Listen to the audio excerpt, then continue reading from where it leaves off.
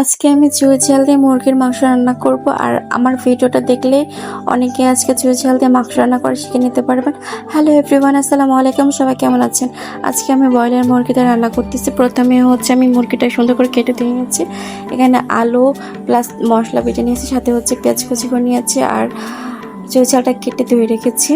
আর এখানে হচ্ছে আমি পেঁয়াজ ব্রাউন কালার করে ভেজে নেওয়ার পরে আদা রসুন বাটা দিয়েছি আর গরম মশলা দিয়েছি। গরম মশলার মধ্যে হচ্ছে দারচিনি, এলাচ, লবঙ্গ আমি সুন্দর করে বেটে তেলের সাথে এটা খুব সুন্দর করে ভেজে নিয়েছি। সাথে দিয়েছিলাম জিরা গুঁড়া।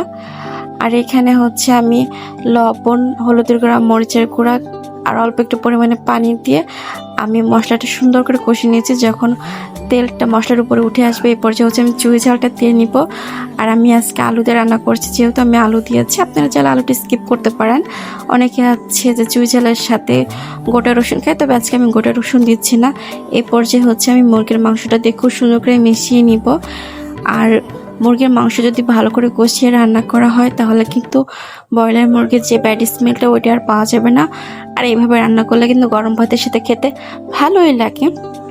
এই পর্যায়ে হচ্ছে আমি নাড়াচাড়া করে এটা ঢেকে দিয়েছিলাম। আর এই যে এখান থেকে কিন্তু যথেষ্ট পরিমাণে পানি উঠবে। আর এই যে এই পর্যায়ে হচ্ছে আমি একটু নাড়াচাড়া করে নিব। আর নাড়াচাড়া করে দেওয়ার পর আমি আবার ঢেকে দিয়েছিলাম।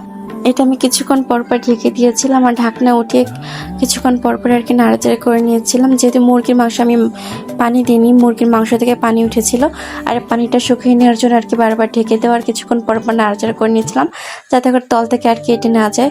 আর এই যে দেখতে দেখতে পানিটা কিন্তু এই পর্যায়ে শুকিয়ে আসবে। আর পানিটা শুকিয়ে আসার পরে আর কি আমাদের কষানো হয়ে গিয়েছে। আর এই যে এই পর্যায়ে হচ্ছে আমি ঝোলের পানি দিয়েছি, যদিও বা আমি বেশি ঝোল রাখবো না, এই জন্য অল্প একটু পানি দিয়েছি।